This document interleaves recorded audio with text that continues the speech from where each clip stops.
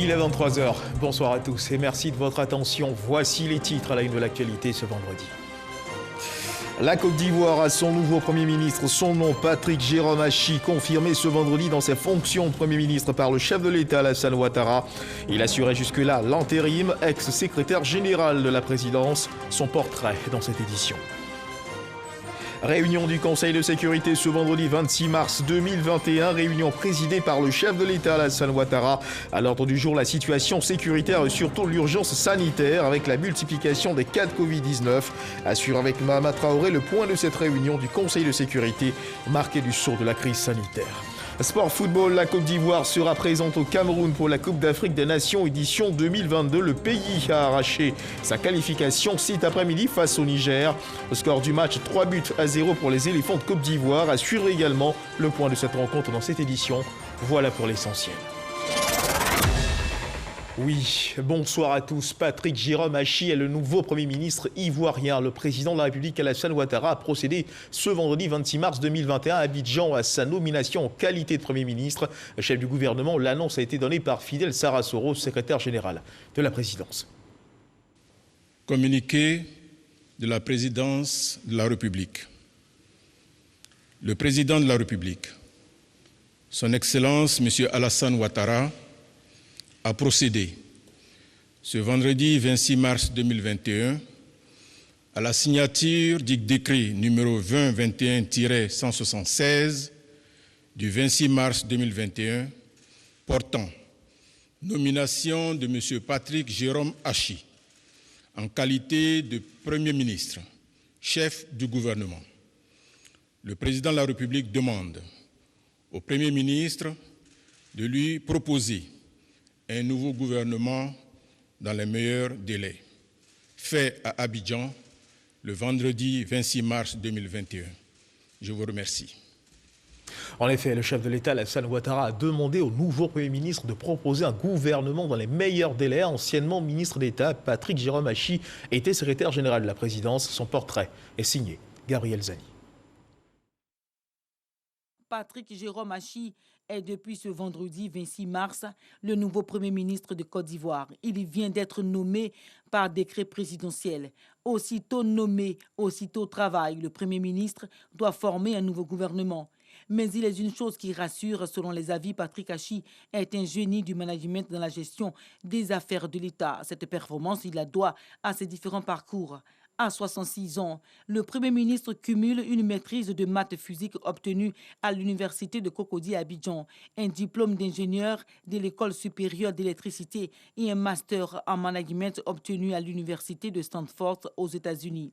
Sa carrière professionnelle débute en 1983 dans le secteur privé. Ce sont 17 ans qu'il passera en tant qu'entrepreneur et consultant en stratégie et gestion. Fort de ses expériences, Patrick Achi crée en 1992 sa propre société de consultance en management. C'est en 1997 qu'il entre dans l'administration publique. De conseiller chargé de la réforme du secteur des énergies à la fonction de ministre des infrastructures économiques, Patrick Achi travaille tour à tour au ministère de l'Énergie, au cabinet de Seydou Eliman Diarra, Premier ministre ivoirien de 2003 à 2005.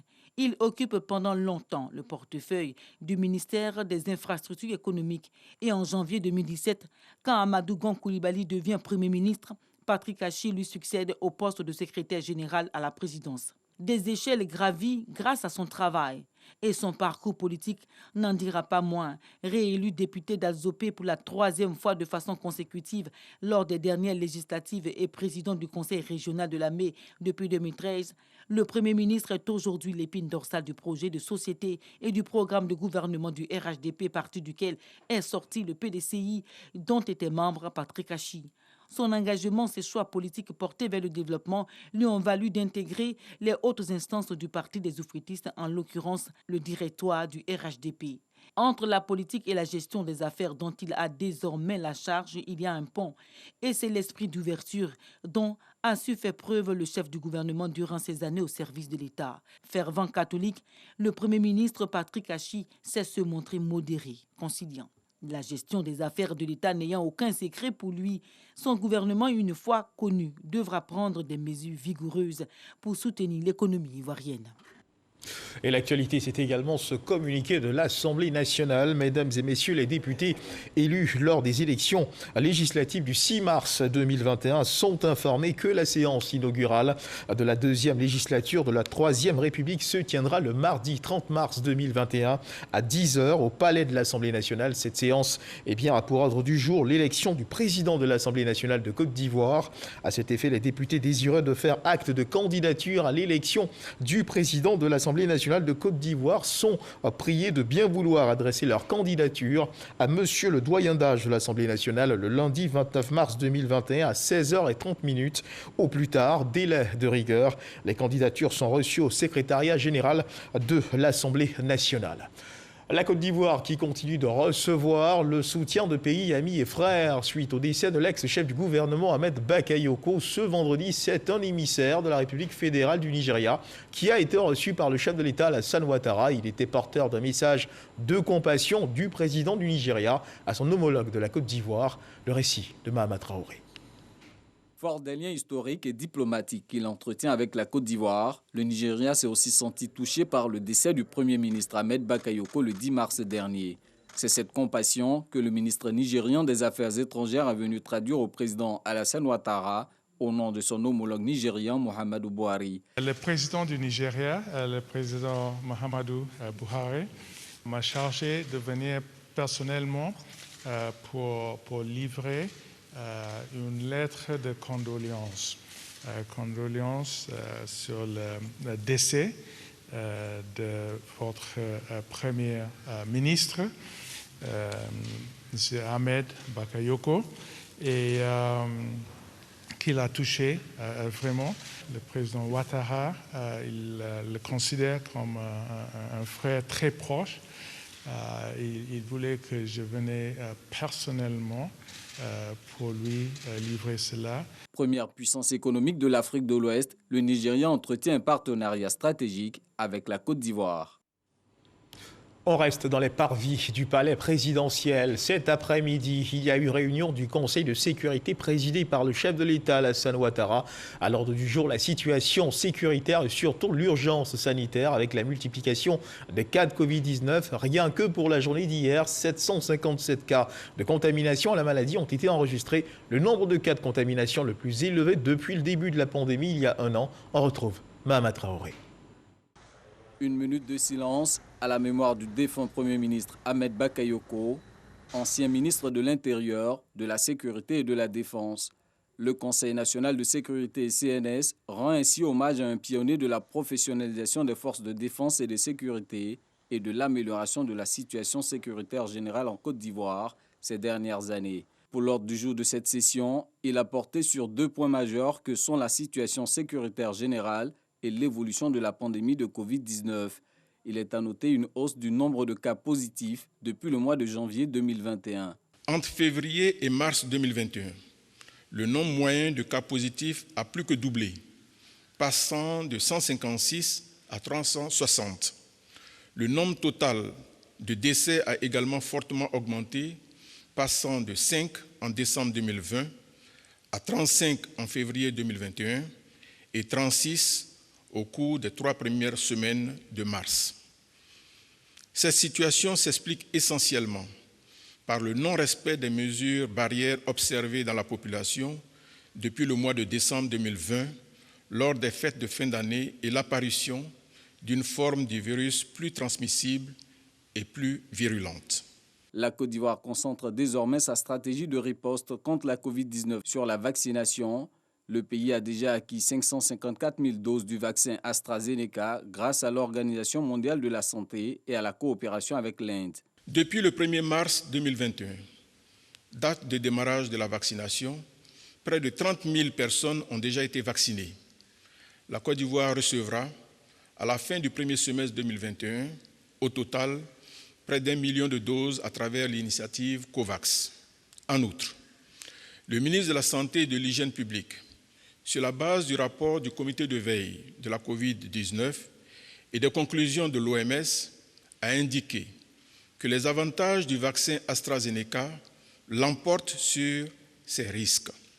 À cet égard, le comité de veille recommande la généralisation et la décentralisation de la vaccination contre la Covid-19. Afin de juguler la crise sanitaire liée à la Covid-19, sur proposition du comité de veille, le Conseil national de sécurité, après analyse, a décidé des mesures suivantes. Prolonger l'état d'urgence sanitaire jusqu'au 30 juin 2021. Élargir la vaccination aux personnes de 18 ans et plus.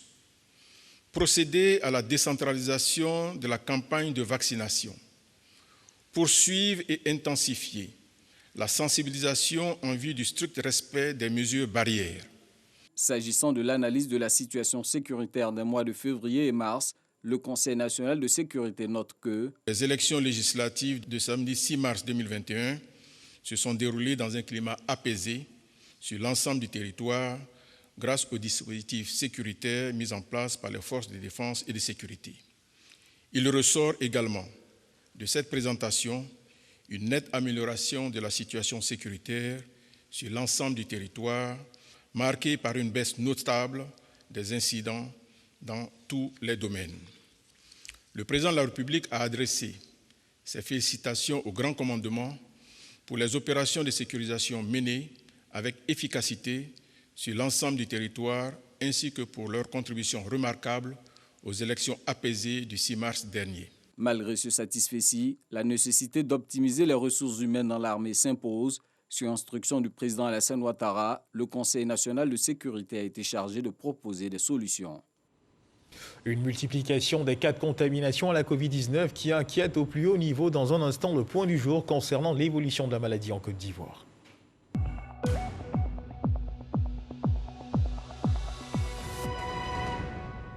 Il faut redoubler de vigilance. Le ministère de la Santé et de l'Hygiène publique a enregistré ce vendredi 26 mars 2021 394 nouveaux cas de Covid-19 sur 4914 échantillons à prélever, soit 8% de cas positifs, 449 guéris et 0 décès. À la date du 26 mars 2021, la Côte d'Ivoire, notre pays, compte donc à 42 468 cas confirmés, dont 38 246 personnes guéries, 229 décès et 3 993 cas actifs. Le nombre total d'échantillons est de 502 125. Le 25 mars, 1569 personnes ont été vaccinées avec un total de 31 104 personnes vaccinées contre la Covid-19 du 1er au 25 mars. Le ministre de la Santé et de l'Hygiène publique invite le personnel de santé, les forces de défense et de sécurité, les enseignants, les personnes âgées de plus de 50 ans et les personnes porteuses de maladies chroniques à se présenter au centre de vaccination au Parc des Sports de Treichville et les autres centres ouverts pour se faire vacciner gratuitement contre la Covid-19.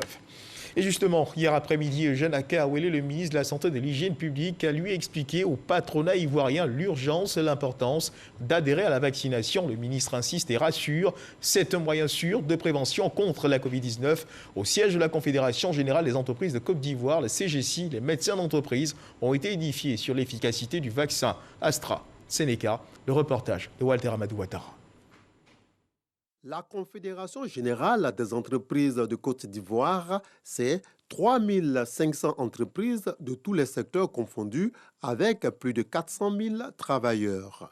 Des travailleurs exposés à la COVID-19 qui méconnaissent pour la plupart les informations relatives à la vaccination. C'est donc un échantillon parfaitement représentatif de ce monde de l'entreprise qui s'est réuni aujourd'hui à l'occasion de cette rencontre d'échange. Nous sommes tous au courant des informations qui circulent sur l'efficacité des vaccins en général et sur celui en particulier produit par AstraZeneca. Cette question, il faut le dire, préoccupe aussi également, bien entendu, les travailleurs du secteur privé. C'est pour leur apporter des éléments de réponse que le ministre de la Santé et de l'Hygiène publique a tenu lui-même à prendre part à cette conférence sur la situation réelle de la maladie à coronavirus en Côte d'Ivoire et sur la campagne de vaccination. Il faut faire confiance au vaccin que nous avons, AstraZeneca. Nous sommes aujourd'hui une quinzaine de pays africains éligibles au mécanisme COVAX à qui il a été donc alloué ce vaccin. Et dans aucun de ces pays, on nous a signalé un décès dû à AstraZeneca. Ça veut dire qu'il n'y a pas de risque majeur Alors qu'au quotidien, on enregistre des décès pour ceux qui ne se sont pas fait vacciner. Au total, nous sommes un peu plus de 27 000 personnes vaccinées. Nous sommes donc dans la bonne direction. Très sceptiques à leur arrivée, des participants affirment avoir été édifiés. AstraZeneca qu'on a en Côte d'Ivoire et tout le monde sait ce qu'on dit de ce vaccin. Donc on a beaucoup d'appréhension, mais cet après-midi, je pense que mes appréhensions se sont dissipées avec les explications et puis les mots rassurants du ministre de la Santé. Je vais me faire fort de transmettre le message, sensibiliser le plus de mes collègues pour qu'on puisse tous se faire vacciner pour éviter la Covid. Parce qu'en fait, je veux qu'on vive longtemps. La campagne de vaccination anti-Covid-19 a été lancée le lundi 1er mars dernier. L'appel à la vaccination contre la Covid-19 a lui été bien compris du côté de la gendarmerie nationale. Le service santé de la caserne de gendarmerie d'Aban a procédé en présence du commandant supérieur de la gendarmerie nationale au lancement de la campagne de vaccination de l'ensemble des gendarmes contre la Covid-19. Le commandant supérieur de la gendarmerie nationale a engagé ses hommes à se faire vacciner. Abou Sanogo. La gendarmerie nationale mène le combat contre la Covid-19. La vaccination de ces hommes contre la pandémie qui a débuté depuis le 9 mars dernier se poursuit à la caserne d'Agban, un acteur de sécurité. C'est un vaccin sûr, donc j'incite les Ivoiriens et les militaires, les enseignants, tout le monde à le faire. C'est en présence du commandant supérieur de la gendarmerie nationale, le général de corps d'armée Alexandre Apalo Touré, que les gendarmes bénéficiaires prioritaires ont reçu les doses du vaccin britannique AstraZeneca contre la Covid-19. Les chefs ont montré la voie à suivre. Il faut absolument que nous qui sommes au contact de la population, nous soyons les premiers à avoir cette protection pour ne pas effectivement mettre la vie des autres en danger. Étant gendarme, je côtoie la population et il est important pour moi donc de me faire vacciner parce que je ne sais pas qui je côtoie. Le commandant supérieur de la gendarmerie nationale, Alexandre Apalo Touré, a expliqué à ses hommes l'urgence qu'il y a à se faire vacciner. Les ragots vous diront que ce vaccin n'est pas bon. Ce qui nous concerne, c'est la vie de nos médecins ici. Je vous demande de vous engager rapidement dans ce chemin de vaccination. Parce que vous savez que nous sommes dans un métier de contact. Vous contrôlez les papiers des gens, vous parlez avec des personnes, et vous touchez des personnes, vous retournez ensuite, quand je dis vous, je parle de moi aussi, nous retournons ensuite dans nos familles. Donc, non seulement cela nous expose, mais cela expose aussi nos familles. Puis d'ajouter. Son Excellence, Monsieur le Président de la République, chef suprême des armées, autorise que nos familles soient vaccinées. C'est pour cette raison que je vous enjoins à respecter de façon scrupuleuse cette consigne, à vous faire vacciner en même temps que vos familles. Il n'y a pas de temps à perdre, il faut le faire le plus tôt possible. Tour à tour, les gendarmes présents se sont fait vacciner. Notons que la vaccination a débuté à la gendarmerie nationale le 9 mars dernier et le général de corps d'armée Alexandre Apalo Touré a reçu sa dose de vaccin le 11 mars dernier. On reste dans le domaine de la santé. Depuis le jeudi dernier, 25 mars 2021, l'Organisation mondiale de la santé a validé l'élimination de la trypanosomiase humaine africaine ou maladie du sommeil comme problème de santé publique en Côte d'Ivoire. L'annonce officielle a été faite par le ministre de la Santé et de l'Hygiène publique à Abidjan. Les détails avec Franck Quadio.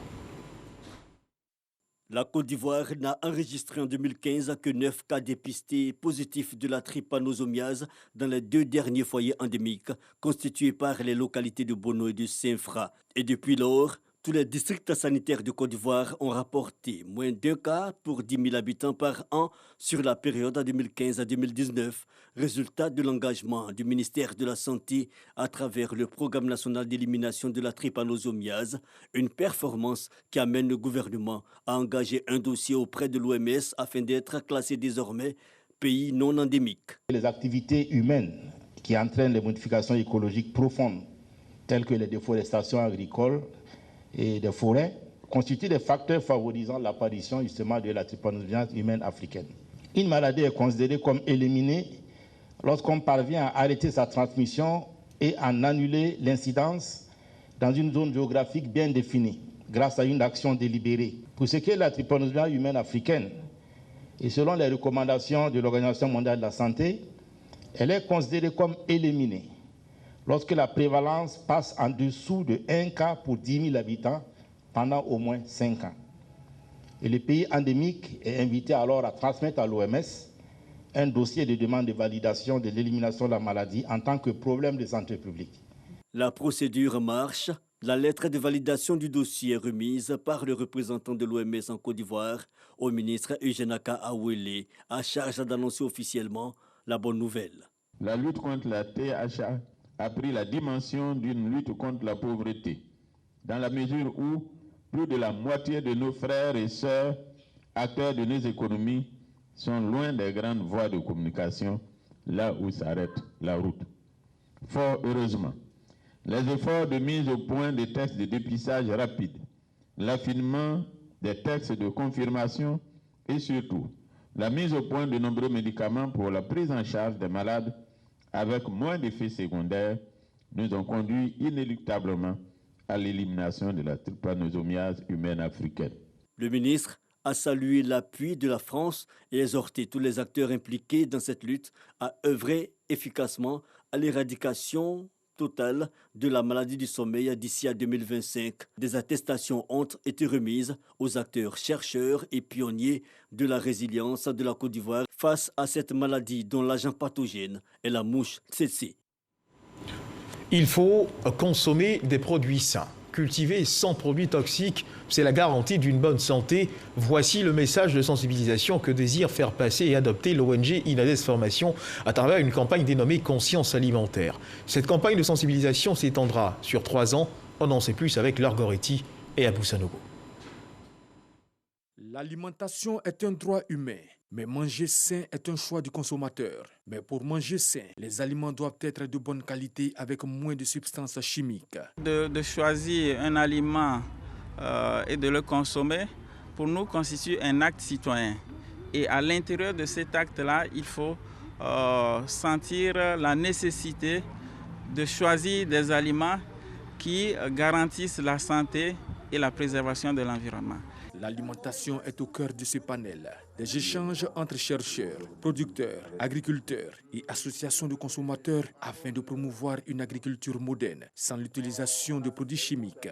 En groupe, en communauté, en coopérative, en organisation de producteurs, on peut faire plus, mieux organiser et également défendre les intérêts de ceux qui produisent, qui pendant des siècles, malheureusement, l'agriculture n'est pas une agriculture pro-pauvre. Donc nous devons changer ce paradigme-là, passer donc d'une agriculture de subsistance à une agriculture moderne, attractive et qui nourrit son homme mais qui le rend également riche. C'est un devoir pour nous tous ici, et moi en tant qu'ambassadeur, de soutenir cette cause et d'essayer d'avoir un impact sur les producteurs, essayer d'avoir un impact sur les décideurs, essayer d'avoir un impact aussi sur cette jeunesse. Cette campagne est une initiative d'Inades Formation. Elle vise à œuvrer pour un changement de comportement. Inades Formation veut contribuer à la concrétisation du droit des populations à une alimentation suffisante, saine et durable dans les pays africains. L'actualité, c'est aussi ce joli coup de filet réalisé par la police nationale via son unité de lutte contre la traite, l'exploitation et la délinquance juvénile. 21 enfants originaires du Burkina Faso ont été sauvés des mains de trafiquants dans le département d'Aboisseau. Ces enfants étaient convoyés pour être ouvriers dans les mines clandestines de la région du Sud Comoé. Ces enfants logeaient depuis quelques jours dans la commune d'Abobo. Ils ont été remis au consul général de l'ambassade du Burkina Faso à Abidjan. Ils ont reçu la visite de la ministre de la Famille, de l'Enfant et de la femme. Mamadou Kwasi. Le gouvernement ne baisse pas les bras dans la lutte contre le travail et l'exploitation des enfants. 21 enfants dont l'âge varie entre 14 et 18 ans ont été interceptés le 6 février dernier à Aboisseau à bord d'un car en provenance de Korogo. Ces enfants sont tous originaires du Burkina Faso. Ils sont transportés pour aller travailler dans des mines clandestines dans la région du Sud Comoé. Ces enfants avaient déjà travaillé à Korogo dans une mine. Et puisque les activités ne marchaient pas, ils venaient sur Aboisseau pour aller éventuellement travailler dans une autre mine et dans d'autres plantations agricoles. Alors l'équipe, après avoir mené les investigations, 4 trafiquants ont été mis à la disposition du parquet d'Aboisseau. Logés par l'ONG Côte d'Ivoire Prospérité, basée dans la commune d'Abobo, ces enfants ont reçu la visite de la ministre Ramata Oli Bakayoko, accompagnée du représentant de la première dame de Côte d'Ivoire, Dominique Ouattara. Cette visite a été mise à profit pour remettre officiellement ces enfants victimes de traite et d'exploitation au consul général du Burkina Faso en Côte d'Ivoire. Le diplomate burkinabé s'est réjoui de la bonne collaboration entre les deux États. Nous avons essayé d'identifier les familles d'origine au niveau du Burkina Faso. Et je vous avoue que ce qui est édifiant, il y a certains parents qui ne savaient même pas que les enfants étaient là. Et exprimer leur joie de retrouver leurs enfants. Au nom du gouvernement, Ramata Oli Bakayoko a salué cette opération. Elle s'est félicitée de la détermination de la première dame de Côte d'Ivoire à mettre fin à ce fléau. C'est une lutte acharnée que la Côte d'Ivoire mène pour lutter contre le travail des enfants, aussi bien au niveau national qu'au niveau transfrontalier. Cela, ce sera la tolérance zéro dans la lutte contre la traite des enfants. Pour l'année 2020, ce sont plus de 1400 enfants qui ont été sauvés des mains des trafiquants. Parlons à présent de coopération transfrontalière entre la Côte d'Ivoire et le Burkina Faso. Après la signature de l'accord cadre engagé dans ce sens en juillet 2019, l'heure est à présent à sa vulgarisation. Les commissions nationales des frontières des deux pays ont convié autorités administratives, forces de défense et de sécurité, guides religieux, leaders communautaires et acteurs frontaliers à un atelier pour faire connaître le contenu de cet accord. En Côte d'Ivoire, c'est la ville de Ferké qui a abrité la cérémonie. Au Burkina Faso, la ville de Gaouar, dans la région du sud-ouest, a servi de cadre pour en parler. Le compte-rendu est signé. Clément Bocco. Le préfet de la région du Bunkani et le gouverneur de la région du sud-ouest du Burkina Faso en visite officielle à Bayelbouo, Mossibougou, Nassatenga, Doropo et Kalamon. Des zones frontalières où la non-matérialisation de la frontière a occasionné bien de déficits. Les émissaires de la Commission nationale des frontières de la Côte d'Ivoire et celle du Burkina Faso n'ont pas manqué d'exhorter les populations à la cohabitation pacifique. Comme il est dit au niveau donc de nos commissions nationales de frontières, il y a une seule phrase à retenir. Au-delà de nos frontières, restons frères et sœurs pour notre propre bien-être. Le plus important pour les populations, c'est simplement la satisfaction de leurs besoins au quotidien, notamment les besoins sociaux.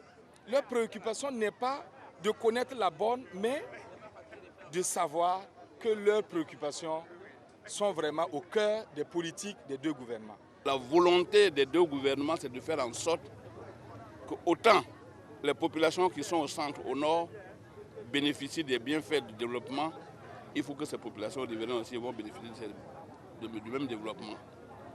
Et nous leur disons, si c'est le Burkina qui vient investir, ou c'est la Côte d'Ivoire qui vient investir, ces investissements sont faits dans l'intérêt des populations et non des pays. Quitte à demain, lorsque la démarcation va se faire matériellement, dire cette infrastructure est située en Côte d'Ivoire ou est située au Burkina. En plus des conflits fonciers, des problèmes de voirie, d'infrastructures éducatives, de télécommunications, d'adduction en eau potable, les populations ont souhaité qu'un accent particulier soit mis sur la sécurité. Les administrateurs ont, quant à eux, rassuré les populations sur les efforts consentis par les deux États pour traiter la question de la sécurité en priorité. En sport, en football, la Côte d'Ivoire a arraché son ticket de qualification cet après-midi à la Coupe d'Afrique des Nations qui se tiendra au Cameroun en 2022. Les éléphants de Côte d'Ivoire ont battu l'équipe du Niger sur son sol. Le score du match, 3-0, des réalisations signées Serge Aurier, Max Gradel, Wilfried Canon. C'était en fin d'après-midi au stade Seyni Kounché de Niamey au Niger. Retour sur les instants de cette rencontre avec Arsène Kouassi et Jean-Yves Silver. Gagner impérativement afin d'assurer sa qualification pour la CAN 2022. Tel est l'objectif des éléphants au coup d'envoi de cette rencontre face au Niger. Une tâche certes difficile, mais pas impossible pour les poulains du sélectionneur Patrice Baumel, qui ouvre le score après seulement 25 minutes grâce au capitaine Serge Aurier. L'affaire est bien embarquée pour Serge Aurier et ses coéquipiers qui maintiennent le rythme. Et lorsque l'occasion se présente, Max-Alain Gradel fait le break juste après la demi-heure. Un avantage que les pachydermes conservent jusqu'à la pause. Les éléphants de Côte d'Ivoire accentuent la pression en seconde période. Wilfried Canon profite d'un bon centre de Serge Aurier pour porter le score à 3-0. Grâce à ce succès éclatant, la Côte d'Ivoire obtient son billet pour la CAN 2022 au Cameroun. La prochaine sortie des éléphants en match comptant pour la 6e et dernière journée des éliminatoires de la CAN aura lieu mardi et ce sera face à l'Éthiopie. Bonne nouvelle donc pour l'équipe nationale de Côte d'Ivoire. Et puis on parle toujours de football. La Ligue 1 ivoirienne démarre ce week-end par la rencontre ASEC-Bouaké. Avant le coup d'envoi, les clubs ont été invités à la FIF par le comité de normalisation. 2 points étaient à l'ordre du jour: le bilan de la saison 2020 et la question de la subvention 2021. Jean-Sylvain Ressot. Après le travail, vient la récompense.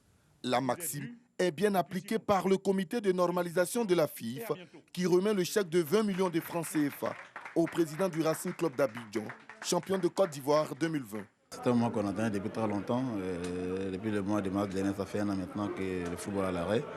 Pas d'entrée d'argent, c'est-à-dire une joie de recevoir un peu pour pouvoir prolonger un peu les dettes et essayer de relancer la machine. Avant ce geste d'encouragement, le CONOR FIF et les présidents de clubs de Ligue 1 ont enfin trouvé un accord au sujet de l'épineuse question des droits télé. Au lieu de 70 millions, elle fera l'effort de lui donner 55 millions, à part ce que l'ONACI va apporter comme subvention. Donc pour nous, on dit que c'est déjà bon. 10 millions, c'est une avance par rapport à ce que la FIF a actuellement dans ses fonds. Elle nous a donné une information qui nous donne quand même froid au dos. On attend d'avoir la confirmation ou l'issue de ces négociations avec une banque et puis on verra bien pour la suite. Vous savez qu'on ne peut pas relancer une activité quand il n'y a pas d'apport extérieur, s'il n'y a pas de nouvelles richesses. Et c'est cette richesse-là que l'État doit venir en appui à ce comité de normalisation. Si les avis divergent concernant la première partie des droits télé versés au club, tous sont impatients que le ballon soit enfin au centre du terrain.